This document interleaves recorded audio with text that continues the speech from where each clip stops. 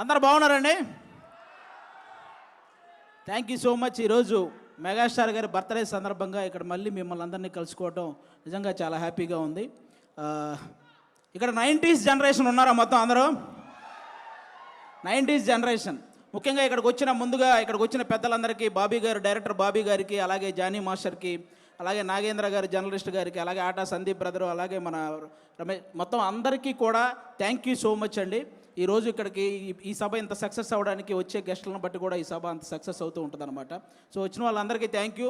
ముందుగా మన బ్రతుకులకు కారణమైన మన తల్లిదండ్రులకి, మనం ఎలా బ్రతకాలో నేర్పించిన గురువులకి, బ్రతికితే ఇలా బ్రతకాలరా అని చెప్పి నిరంతరం ఇన్స్పిరేషన్గా ఉంటున్న మెగాస్టార్ చిరంజీవి గారికి నేను ధన్యవాదాలు చెప్పుకుంటూ, 90s జనరేషన్ మొత్తానికి మనందరికీ కొన్ని కామన్ ఫ్యాక్టర్స్ ఉంటాయి.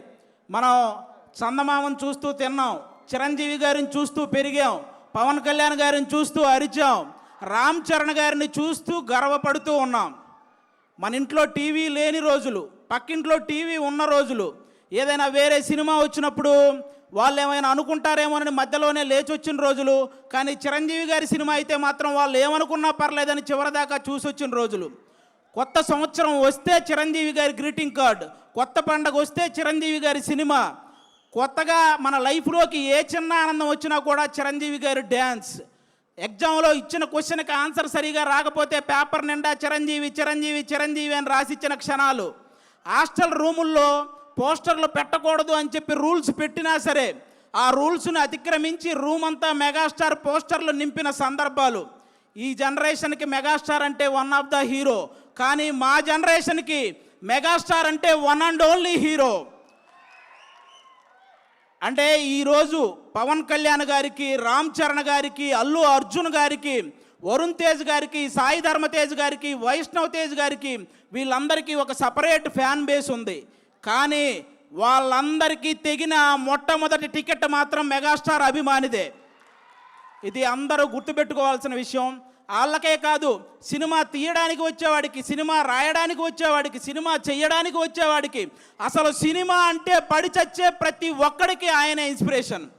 అలాంటి మెగాస్టార్ అభిమానులందరిని ఉద్దేశించి చెప్పిన గొప్ప మాట ఏంటో తెలుసా? నా అభిమాని అయినప్పుడు వచ్చే సంతోషం కంటే నా అభిమాని తను ఎంచుకున్న రంగంలో సక్సెస్ అయినప్పుడు వచ్చే సంతోషమే నాకు ఎక్కువ అని చెప్పిన గొప్ప మనసున్న వ్యక్తి మెగాస్టార్ చిరంజీవి గారు. క్రికెట్లో సచిన్ టెండూల్కర్కి చాలా రికార్డులు ఉంటాయి. తక్కువ వయసులో వచ్చాడని, ఎక్కువ సెంచరీలు చేశాడని, అలాగే గెలుపు కోసం తన ఒంటి మీద గాయాలను సైతం లెక్క చేయడని, ఎంత ప్రెజర్ ఉన్నా సరే కూల్గా ఉంటాడని, ఇలాంటి రికార్డులు చాలా ఉన్నాయి. కానీ తక్కువ వయసులో వచ్చాడు అన్న రికార్డుని వైభవ్ సూర్యవంశీ వచ్చి బీట్ చేశాడు. ఎక్కువ సెంచరీలు చేశాడు అన్న రికార్డును విరాట్ కోహ్లీ వచ్చి బీట్ చేశాడు. గెలుపు కోసం తన గాయాలను సైతం లెక్క చేయడం అన్న రికార్డును యువరాజ్ సింగ్ వచ్చి బీట్ చేశాడు. ఎంత ప్రెజర్లో ఉన్నా కూల్గా ఉంటాడు అన్న రికార్డుని MS ధోని వచ్చి బీట్ చేశాడు. అలాగే సినిమాల్లో చిరంజీవి గారికి కూడా కొన్ని రికార్డులు ఉన్నాయి. అదిరిపోయే డ్యాన్స్, అద్భుతమైన యాక్టింగ్, చెక్కు చెదరని ఫ్యాన్స్, కొన్ని కోట్ల మందికి ఇన్స్పిరేషన్, కొన్ని వేల మందికి సహాయం, జంజీ బ్యాచ్ కూడా జై చిరంజీవి అనే వ్యక్తిత్వం, ఇలాంటి రికార్డులు చాలా ఉన్నాయి. కానీ ఈ రికార్డులను మాత్రం ఇంతవరకు ఎవరు టచ్ కూడా చేయలేదు. అది అలాంటి రికార్డులు సృష్టించాడు మెగాస్టార్ చిరంజీవి గారు. చాలామంది అనుసరించారే తప్ప ఆ రికార్డులను ఎవ్వరూ బీట్ చేయలేదు. స్వయం కృషి, విజేత, ఆపద్బాంధవుడు, అలాగే మగమహారాజు, ఇవన్నీ సినిమా టైటిళ్ళు మాత్రమే కాదు. చిరంజీవి గారి జీవితం స్వయం కృషితో పైకొచ్చాడు, విజేతగా నిలిచాడు, ఆపద్బాంధవుల్లా అందరినీ ఆదుకున్నాడు, మగమహారాజులా బ్రతుకుతున్నాడు. అది మెగాస్టార్. మన అన్ని లాంగ్వేజ్ల్లో, తెలుగు, తమిళ్, మలయాళం, హిందీ, కన్నడ, అన్ని లాంగ్వేజ్ల్లో మా హీరో ఇన్ని కోట్లు కొట్టాడంటే, మా హీరో ఇన్ని కోట్లు కొట్టాడనే గొడవలు అప్పటికి ఇప్పటికీ ఎప్పటికీ ఉంటాయి. కానీ మా హీరో ఇన్ని కోట్లు కొట్టాడని గొడవలు మాట్లాడుకునే స్థాయి నుంచి మా హీరో ఇన్ని కోట్లు పంచిపెట్టాడు అని విలువలు మాట్లాడుకునే స్థాయిని తీసుకొచ్చింది మొట్టమొదట మెగాస్టార్ చిరంజీవి గారు. చెన్నైలో ఆయన అవకాశాల కోసం తిరుగుతున్న రోజుల్లో ఆయన్ని అద్దంలో మొహం చూసుకోమన్నారు. ఈరోజు అద్దంలో మొహం చూసుకుంటున్న ప్రతి ఒక్కడూ నేను చిరంజీవి గారిలా స్టైల్గా ఉన్నానా, చిరంజీవి గారిలా అందంగా ఉన్నానా అనుకునే స్థాయికి ఆయన ఎదిగాడు. That is megastar. మెగాస్టార్ గారి గురించి నేను చెప్పడం కాదు, గొప్ప గొప్ప వ్యక్తులు ఎంతోమంది ఆయన గురించి చెప్పారు. అన్ని లాంగ్వేజుల్లో 40,000కు పైగా సాంగ్స్ పాడిన నంబర్ 1 పొజిషన్లో ఉన్న ఎస్పి బాలసుబ్రహ్మణ్యం గారు ఆయన గురించి చెప్పిన మాట ఏంటో తెలుసా? నేను పాడిన పాటకి అద్భుతమైన గ్రేస్ని యాడ్ చేసే ఏకైక స్టార్ మెగాస్టార్ అని. ఈరోజు పాటల రచయితలందరికీ గురువుగా ఉన్నటువంటి వేటూరి సుందరరామూర్తి గారు చెప్పిన మాట ఏంటో తెలుసా? నేను రాసిన పాటకి న్యాయం చేసే ఏకైక స్టార్ మెగాస్టార్ అని. రజనీకాంత్ గారికి, కమల్ హాసన్ గారికి ఒక గుర్తింపునిచ్చి గుర్తుండిపోయే సినిమాలనిచ్చిన కె బాలచంద్ర గారు చెప్పిన మాట ఏంటో తెలుసా? Rajinikanth plus Kamal Haasan is equal to megastar. ఇది మీరందరూ గుర్తుపెట్టుకోవాలి. అంతేకాదు సినిమా ప్రపంచానికే పెద్ద అయినటువంటి అమితాబ్ బచ్చన్ గారు చెప్పిన మాట ఏంటో తెలుసా? King of Indian cinema is megastar. ఈరోజు ప్రపంచవ్యాప్తంగా అందరూ ఎదురు చూస్తున్నారు వారణాసి గురించి.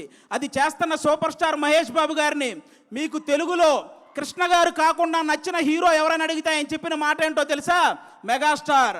ఆల్రెడీ ప్రపంచవ్యాప్తంగా విస్తరించిన బాహుబలితో మన రెబల్ స్టార్ ప్రభాస్ గారు మీకు కృష్ణరాజు గారు కాకుండా తెలుగులో మీకు నచ్చిన హీరో ఎవరైనా అడిగితే ఆయన చెప్పిన మాట మెగాస్టార్. అంతెందుకు, పవన్ కళ్యాణ్ గారు కొండగట్టు ఆంజనేయ స్వామి పాదాలు తాకి వెళ్ళి గెలిచి డిప్యూటీ సీఎం అయి తిరిగి వచ్చి ఇంకొకరి పాదాలు తాకారు, ఆయనే మెగాస్టార్. ఇలా తోపులందరూ కలిసి డిసైడ్ చేసిన తోపే మెగాస్టార్. కాబట్టి ఆయన స్థాయిని ఎవ్వరూ తగ్గించలేరు, ఎవరి వల్ల కాదు. ఇక హెల్పింగ్ నేచర్ విషయానికి వస్తే, కరోనా టైంలో కరోనా క్రైసిస్ చారిటీ అనే ఒక కార్యక్రమాన్ని ముందుకు తీసుకొచ్చి సినిమా కార్మికులందరికీ నిత్యావసర వస్తువులు అందేలా చేయడంలో కానీ, అపోలో నుంచి కరోనా మెడిసిన్ అందేలా చేయడంలో కానీ, ఫ్రీ వ్యాక్సిన్ అందేలా చేయడంలో కానీ, ఈ హెల్పింగ్ నేచర్ ఇప్పటిది కాదు. మనం ఏదైనా ఒక స్థాయికి వచ్చినప్పుడు మన తోటి స్నేహితులను మర్చిపోకూడదని ఆ రోజు తన తోటి స్నేహితులైనటువంటి తోటి ఆర్టిస్టులైనటువంటి సుధాకర్ గారిని, హరిప్రసాద్ గారికి, నారాయణరావు గారికి వాళ్ళ ముగ్గురిని ప్రొడ్యూసర్లను చేసి ఎముడుకు మొగుడు అనే ఒక సినిమా చేసి పెట్టాడు వాళ్ళ కోసం, స్నేహితుల కోసం. అప్పటి నుంచే ఉంది హెల్పింగ్ నేచర్, ఇప్పుడు కాదు.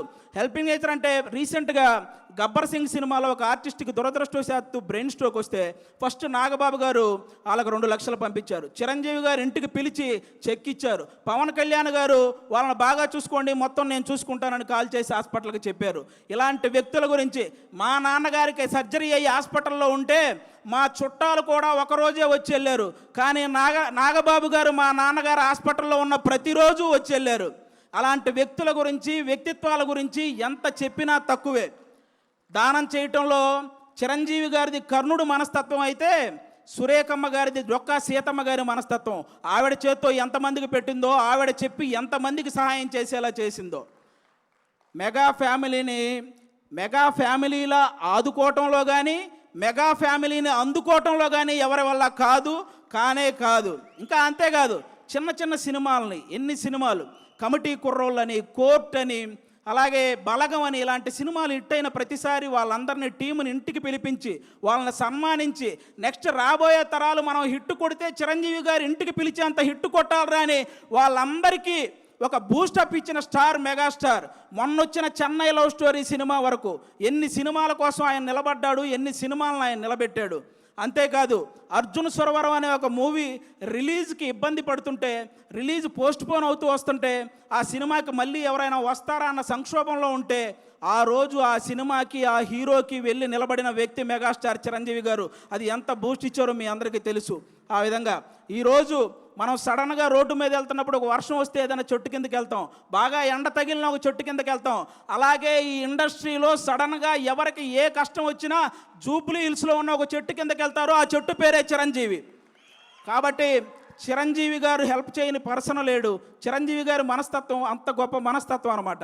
అలాంటి చిరంజీవి గారి గురించి నేను చెప్తున్నాను, తెలుగు సాంప్రదాయాలని గౌరవించే ప్రతి ఒక్కరికి శ్రీరాముడు ఎలాగైతే ఆదర్శమో, తెలుగు సినిమాలని గౌరవించే ప్రతి ఒక్కరికి చిరంజీవి గారు కూడా అంతే ఆదర్శం.